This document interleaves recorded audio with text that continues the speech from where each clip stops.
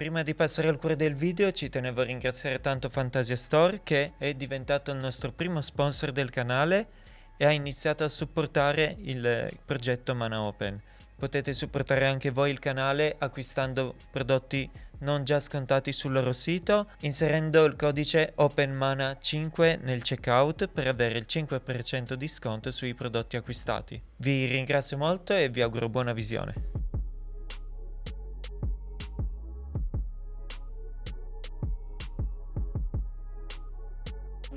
Hello guys, I'm Daniele from Mana Open, and today I'm super excited and super thrilled to have on the channel one of Magic the Gathering emergent artists, Justin Jones. Hello. Thank you for having us. Thank you very much. Thank you for wanting to talk to me. First and foremost, how are you? I'm good. Okay. A little tired, but Okay, we know. good. How is the event so far for you? Oh, it's wonderful. The popper community here is just so nice, so positive. It's a good group of people here in Italy. Right. Yeah. So how did your journey as an artist begin? Well, I've been drawing since I was like a toddler, like a very, very young child. So I've just drawn my whole life. I was really into comic books as a kid.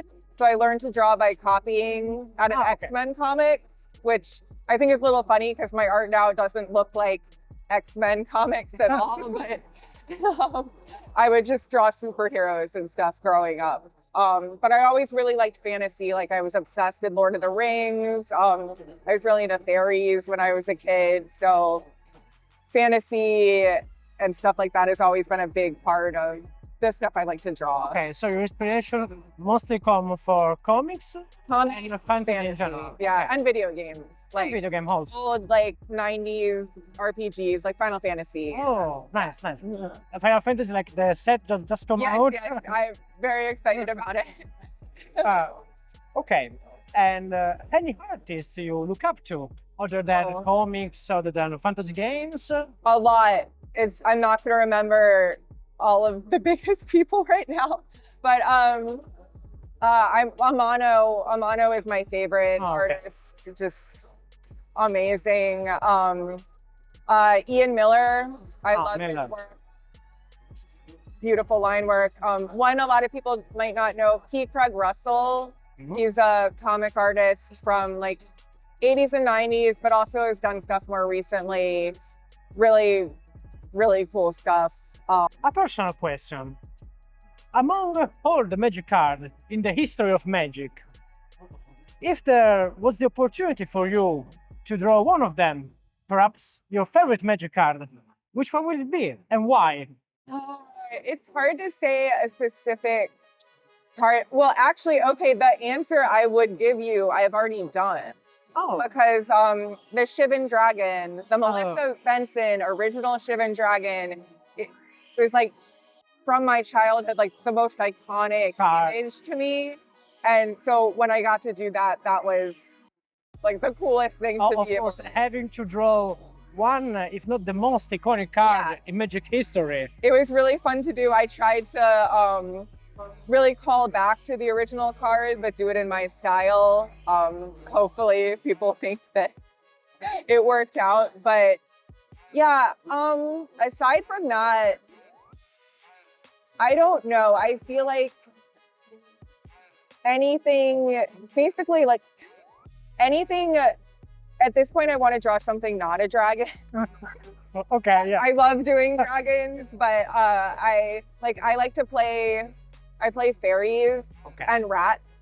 I'd like to play something more in the blue-black. Blue-black scenario. Yeah. In terms of your style, which is indeed very particular and I also like very much, Thank you. how would you describe it? For someone who doesn't really understand arts, someone like us. So my style is very inspired by like comic book art. But comic book art is like a line-based art with color added now. Like nowadays, it's almost always added digitally, the same way that I do it. So basically, just inspired by growing up reading comics and drawing with line art. Okay. But I kind of made it my own. I really like doing hyper detailed, like just really kind of zoning out and getting into the texture of everything. I love like older Art Nouveau stuff, like Aubrey Beardsley, Perry Clark, just that like very black and white, like stark artwork that had no color.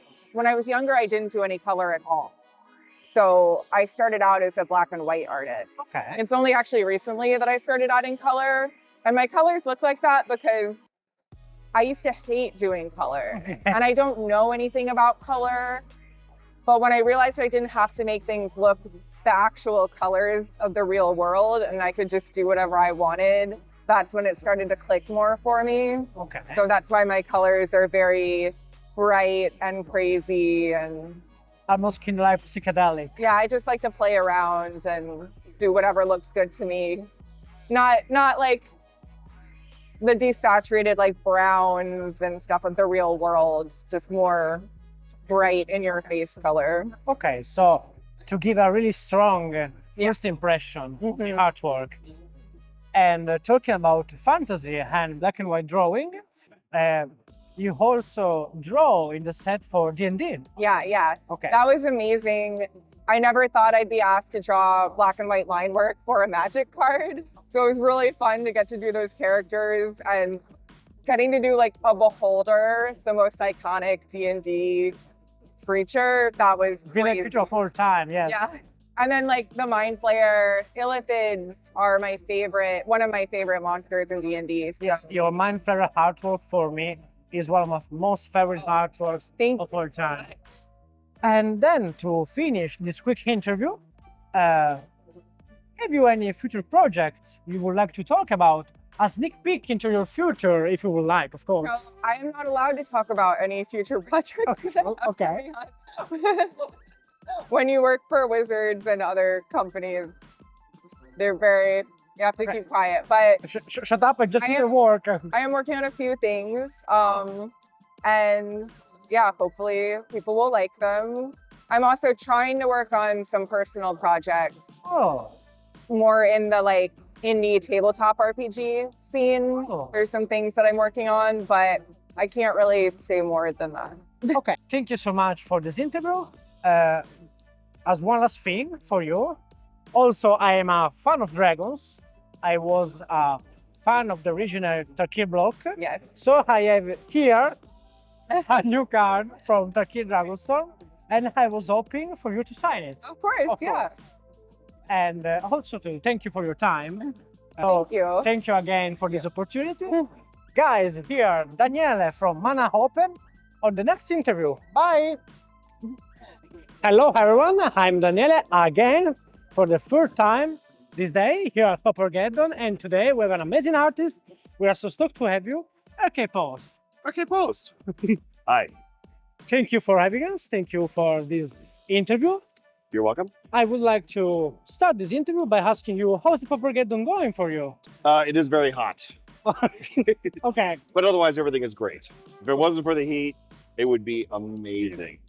But It- yeah, it's hot. it's very hot here, so it's not amazing. It's just It's just it's the heat keeping it down. What's it doing? No, otherwise everybody's been great. This is the largest event these folks have run Yes. so far. it's the largest Hopper event in history. Yes, it was seen by like a very Yes. large margin. A very large margin, yes. Over 1,000 players in this Yes. event. Amazing artists all around the world, including yourself, of yeah, course. lots of silly Americans here too. Yes. Yeah. And how's the Italian community like? Are you Oh. liking it so far? They're great. Yeah, I haven't met any assholes yet. So. Okay. But no, everybody's usually very respectful, very kind. It's great. That's fantastic. Yeah. I would like to start your artistic interview, Okay. if we could name it so, Sure. with a generic question. Okay. But how did your artistic journey begin? Actually, I was an artist for TSR doing Dungeons and Dragons, Hey, and a year or so into it, Wizards of the Coast came along and they bought TSR, of and course. I became a staff artist for Wizards of the Coast. So around that time, I contacted the art director, and always wanted to do Magic Card. That's how I started. Oh, fantastic. It's amazing also because all the artists we interviewed or like start with Wizard and then work for Dungeons and Dragons or partner with Wizard. Well, I started the other way around. Yeah, but It's a circle. It comes all around. for me, it was a very long time ago. Of course. For many people, it's probably a very long time ago. Many decades. Of course. Yeah. And what inspired you as an artist? Of course, every other artist you look up to, other inspiration. You see things in passing, and like anime or classic illustration, little things that you kind of add to the library in your head of Okay. things that make you actually want to draw again. Okay, you have a system in your brain, and you're like, oh, today I want to draw this, and you go search the information. Yeah, I mean, generally I don't do stuff for myself. Okay. I never get the time. So when I am drawing, it's usually for a commission or, work. Okay. Yeah. No personal art for you. No, You don't have the time to enjoy it yourself. no. Every once in a while, my daughter will cook something out of me, but that's about it. Okay. Yeah. That's very hard to do. Yeah, yeah. Okay. And tell me, how's working with Wizard of the Coast? Oh, it's great. I mean, I've been doing it. Currently, it's about 27 years now. So, That's a long time. oh, it is. And they have a lot more art directors than they did in the past. In the past, it was like you dealt with one art director, Mhm. but they also had fewer releases. Okay. So these days, there's many different art directors, and I work with a few, and I just turned in a piece a couple days ago. So, Okay. Yeah. And tell me, you work with Wizard for 20 years, 26, 27. 27, of Yeah. course. I'm not good with numbers. It's, I'm not good with English either, but it's another story. you're doing fine. Okay. Yeah. And how's the evolution of the artistic side of Wizard of the Coast? You see it for 20 years, 27 I mean, years. it's changed a bit, but not really a lot. Okay. So it's changed mostly in the people that you interact with and maybe some of the approval processes, but it has not changed vastly. So there have been other companies I work for where, say, you submit a piece and then you'll be doing revision after revision Okay. on the final work. Wizards usually has it pretty well figured out. So more often than not, if you get approvals, it'll make it all the way to the end and you won't Okay, have to so do anything crazy. They commission you the work, you Yes. do it, and they just, okay, fine, we'll do it. Or they'll make changes. Okay. Yeah, at the intermediate stage where you submit pencils, then there they could make suggestions or make changes, and then you'll take it to the final. Okay, fantastic. And among all the cards you draw, or Yeah. maybe the work you did for Dungeons and Dragons or the illustration, what's your favorite one? If you have one, of course. Oh, I always go without a mask from Mercadian Masks. Oh, fantastic. No. Your go-to, your jam. Yeah, that thing is 25, 26 years old. So yeah, Oh, when you started your journey, so so I got a year or two into it. okay. Yeah. So you did this piece, and you're like, Yeah. "This is my milestone. Nothing will beat it," or there's I don't. something. Yeah, I don't know. It just everything kind of came together the right way. I'm not saying nothing else has since. I mean, there's other pieces I've liked since then, but it's my favorite. Okay, and it's your also most meaningful pieces among all that you do. It's Or one of them. Okay, Yeah. what's the most meaningful pieces? Something you drawn that started your career, or maybe made you famous. If there is one piece, like Well, this. the mask was early, so that it didn't hurt. We have a little goblin on the other side Well, pointing his phone at me. Mr. Jeff Lobenstein, everybody. okay, Uh, Mr. Roberts right there. yeah, If you want get to out of here. if you want to come on camera, also, ladies and Uh, gentlemen. You know, he doesn't have a microphone. Okay. Yeah. okay. Oh, God. You don't have a hamburger in your hands. No. Bowdy, get this man an hamburger. You can eat peanuts. I'll work on that. Okay. Enjoy your interview. Yeah, thank you. Meaningful. Well, you know, some of the first things you do for a project or a job, like some of the first Magic pieces I did, were meaningful in the sense that when you kind of first start this journey, as you were saying, they definitely mean something. Okay. And after a while, maybe they don't mean as much, but because you're used to it. You look back and say, Yeah. oh, this started But every once in a while, they'll I've redone some things recently. I did a counter spell. Oh, yes, of course. So when they give you the The, assignment, the, it's like, the one with Commander Master, right? yes. Okay. So when they give you something like that, you go, oh, I'm doing a counter spell. So Oh, one, very meaningful. one of the most iconic magic out of Yeah, I'm good yeah. to draw this. And I did like one of the prize paintings for Eternal Weekend a couple of years ago. I did Lightning Bolt Oh, for the U.S. Legacy Nationals okay. and or champs. And when they gave me the assignment, it didn't have the title in it. And I looked at it and I go, that's Lightning Bolt, isn't it? And how would you describe your style, your personal style? I don't know. It's a mystery. I do like things a little bit on the kind of the darker or creepier side of things. And not sometimes overtly. Like maybe you draw something that's meant to be cartoonish, but you draw it a little realistically. Okay. And it makes it creepy in that sense. A little bit more horror team, terrific style. It doesn't have to be horror themed. Like Okay. once I drew a Snorlax and I gave it nipples. It's Overly realistic. That's horror. That's horrible. But like 6 of them because it's a giant cat. So, That's horrible. Yeah. That's very horror team. yeah. Okay. It wasn't necessarily nightmare fuel, but it was like, oh, that's kind of creepy. It was close, so Yeah. I'm happy with it. It's Yeah. good enough. It wasn't gore. It was just, oh, that's weird. And since you are an artist, a famous artist that's been doing this work for 27 years now, Yep. any tips to any emergent artist, to anyone who will interpret the same journey as you? Yeah, get a degree in accounting. It's changed a lot over the years. Money, guys. Yes. Yeah, with AI art and this, that, and people trying to break into the industry, working for dirt cheap. Of course. It's not easy, but It's a jungle. yeah, I don't know. Find your voice, find it early, and then Follow you'll your find a path. place, I guess. It was fantastic having you on the channel. Thank you very much. Absolutely. Guys, this is Danny for Mana Open. See you soon. Bye bye. Hello, guys. Here we go again. I'm Daniele, again from Mana Open. And today at Paupergeddon, we are here with Raluca Marinescu, one of MTG artists. I'm very excited and stoked to have you here. Thank you for the opportunity. Thank you very much. So, Oh my God. first and foremost, to start good, I think, the interview, how did your journey as an artist begin? I don't know. I Okay. always drew since I was very little. Okay. It was my main activity.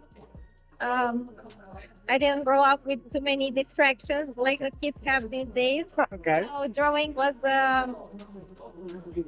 like playing, and Okay. Was one of your passions? yes, it was more than a passion. It was Okay. my life. Yeah. Okay. And you succeeded into making your passion a work. Yes, I did. In a country where I'm from, Romania, Okay. and back then, when you were telling people that you wanted to be an artist, they were like thinking about the starving artist that you would become, the drunk and nobody. Okay. Yeah. The nobody artist. And you proved them wrong now. Of course. You work for Magic the Gathering and Dungeons and Dragons, Yes. if I recall correctly. And you have a very particular style, indeed. Oh, really? Yes, I feel like your art really does embodies a great sense of movement and of energy. I always try to do that Okay. too. And it's also very colorful. Yeah. You work for Broomborough, Yeah. a very colorful plane full of funny creatures. And of course, here we have some of the world. I was working for Wizard of the Coast and of course for the Broomborough Road. Well, I like doing happy things, Okay. and when I do happy things, I also feel happy. Okay. Because when I do some sad or dark things, I step into a zone which gives me some bad energy. And Okay. so, yeah, I was very happy to get to draw for the Bloomborough because it's a wonderful world. And I hope they keep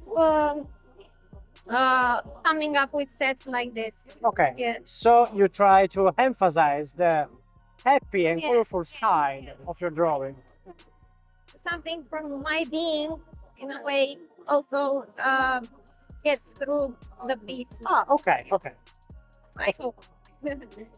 Is there any of your drawing which you consider a milestone in your career? Any meaningful one? Or you just, happy in general with your drawing, with your style? I don't know. Okay. Uh, There's too many. I know that I start with a piece thinking that I don't know how to do it Okay. and that it's going to be a milestone. So once I start drawing and coming up with ideas and composition and so on, by the time it's finished, I feel like that's the best work I've ever done or something. That's my milestone. That's it. So each and every one feels like a minor milestone Okay. that I've achieved. When they give you a work, a drawing to do, you just follow the direction they gave you and just draw it in your style, or you try to make it a little bit more personal? Well, it depends on the card, on the illustration for it. This is not a happy illustration, but it was But it's smiling. It's smiling. So no, it's not. But it depends. I Okay. don't know exactly how to answer.